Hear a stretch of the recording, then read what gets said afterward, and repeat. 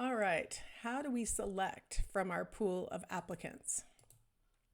So just a little preview to get you oriented to where we're going to be going in this section.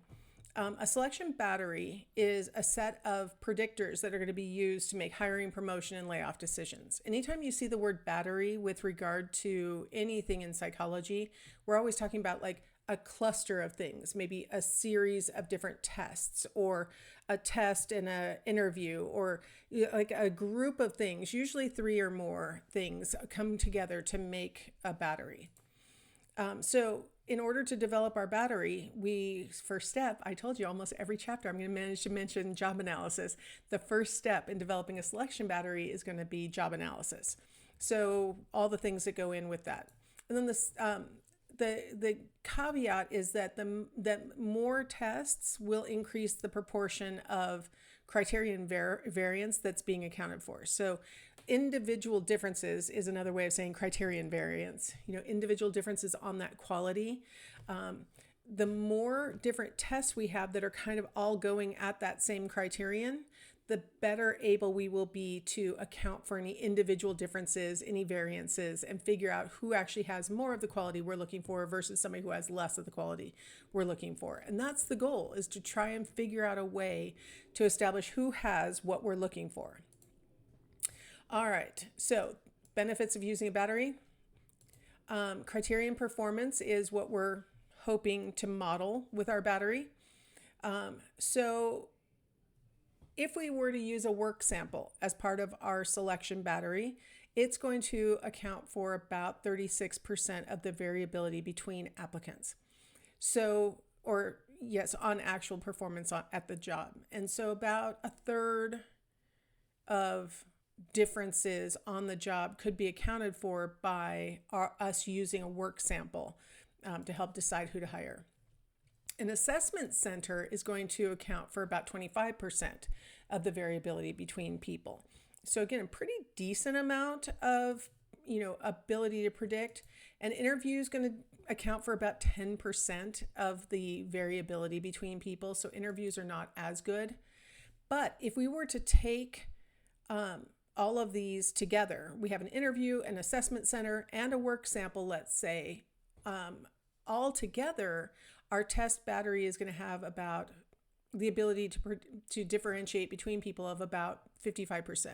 We're going to be able to account for about 55% of the variability between people by doing this combination of interview, assessment center, and work sample. So this is just an example of things that could be in a battery. It's not a full complement, but it makes a good argument for, okay, well, each one of them does all right, but them together do a pretty darn good job. It's still not perfect. We're only accounting for roughly half of the individual differences that may appear on performance on the job, but all of them together does better than any of them by themselves, that's for sure. I mean, if I only could do one, I'd do the work sample, I guess.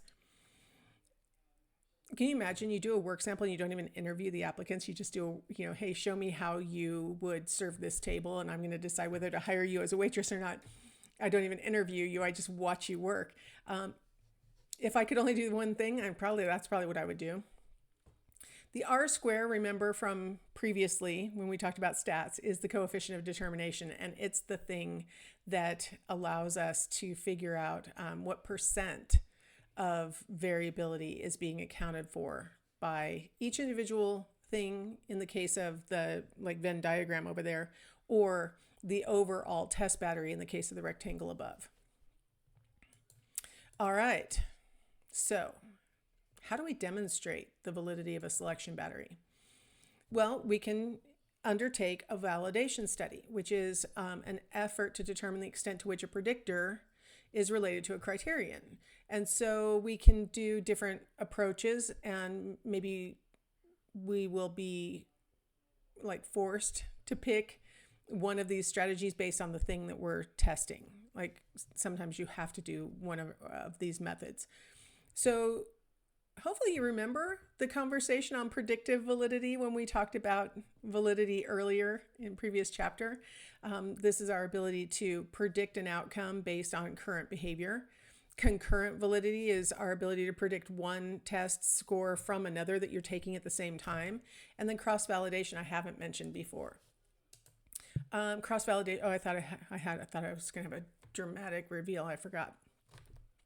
Cross-validation is when we have gotten a particular outcome and we think we know what the pattern is for this this test or this battery's ability to predict. So we've used it once. We followed up with the people who were hired and we look to see who was successful or not. And we say, okay, you know what? It had pretty good predictive validity, right? Or maybe we do a concurrent test where we give the battery to people who currently have the job and we look to see whether those people are, like, the people who the battery predicts would be the most successful really are the most successful. So let's say we've done one of those measures once and we think, hey, we've got a pretty good battery. Well, we have to be really careful that we don't assume that that battery is going to work the same way in all contexts and all the time. So what we would want to do is a cross-validation study. Either go back to that same battery the next time we're hiring at that same organization and see if this battery continues to have the kind of validity that we expect.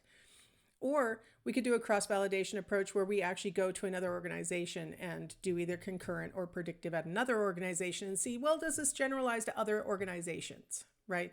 So does it continue to be valid across time? We would be testing it within the same organization. Does it work across situations? That would be administering it in different organizations. Sometimes the effectiveness of that battery on the first time you use it, or maybe even the second time that you use it, it looks really good. And you're thinking, wow, we found the battery. This is the one that will always work and always sort. And it turns out that was just some kind of accidental blip. It wasn't really the pattern of how well that battery works. And so cross-validation is a way to make sure that we're not thinking it's effective when it's not really effective. It might have just been accidental or incidental. Validity generalization is part of what I was just talking about with cross-validation. A lot of times we want to make sure that this battery is not just for this particular organization, but maybe other organizations like it would be able to implement this technique as well. And so validity generalization is where we go and test it in other situations. It might be other similar organizations, right? Organizations that have similar needs. Maybe if it worked in this law firm, it'll work in another law firm. Or maybe we'd say, well, it worked in this law firm, maybe it'll work in other professional kinds of organizations or firms, right?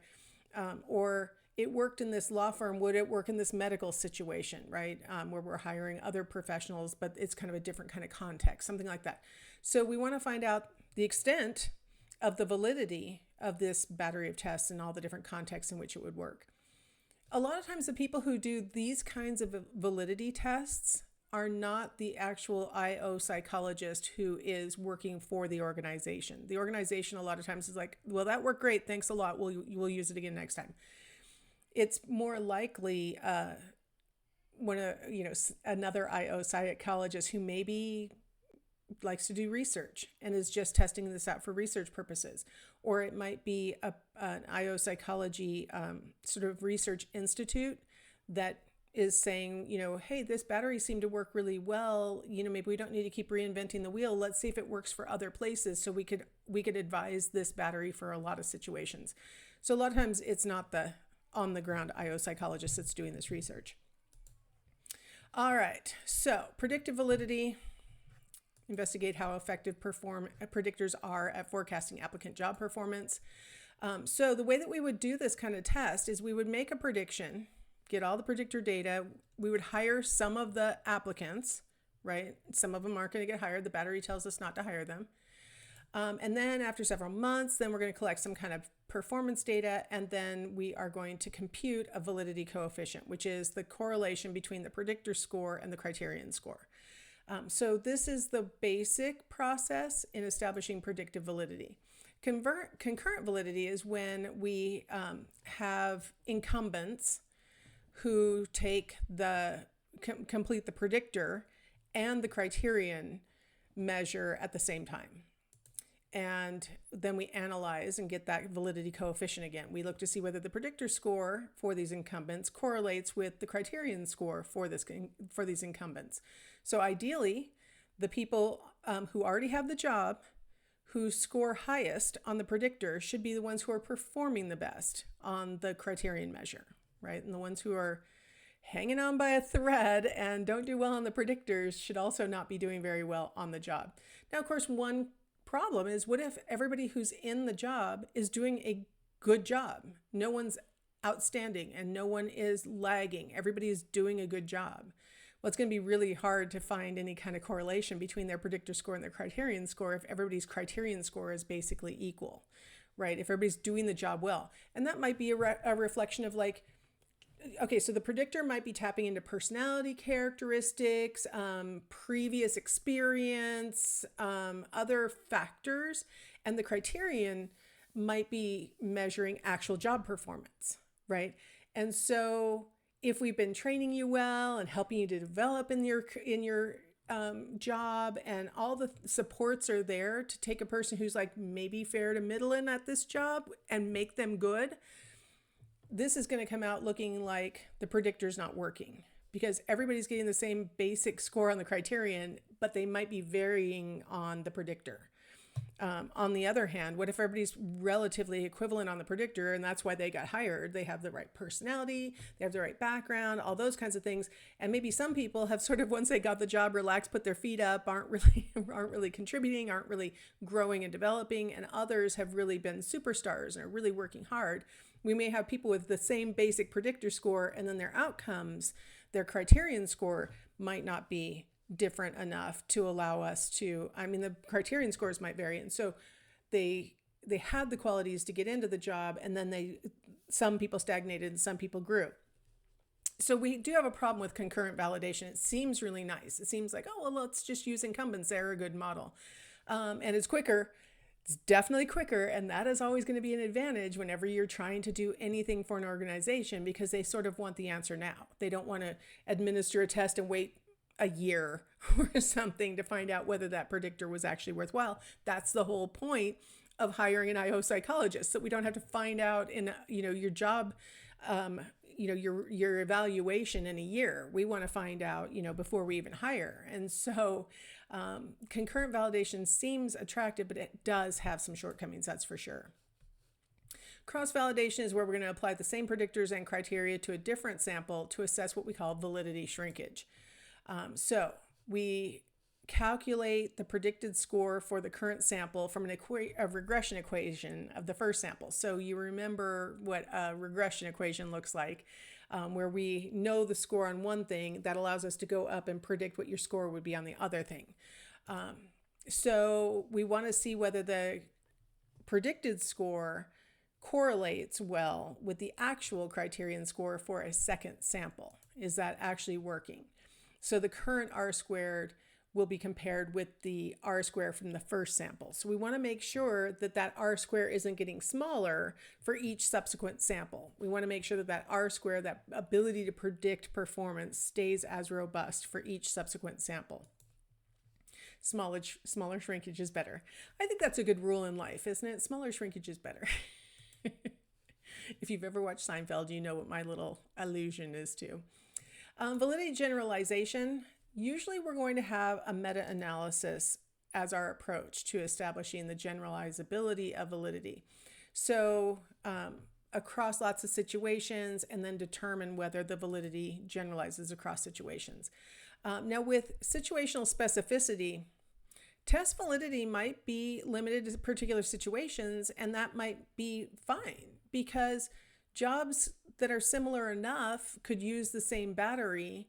And we have to acknowledge that there can't be a single test or measure that's going to work for every job that you can imagine, right? So the situational specificity is broad enough that we could say it works for this entire class of jobs. It works for, let's say, tradespeople, or it works for managers, or it works, right? Like it works in these categories. I think it's reasonable to expect a test battery to work in some categories and not in others. So I think situational specificity is not necessarily a bad thing. It's just that we would like to develop batteries that could be used by other organizations without having to develop the battery, test the battery, make sure that the battery is valid, and all those things. It would be nice if we could, generalize to a certain extent. All right, so I'm going to stop here, and we will talk in the next video about some practical approaches to selecting employees.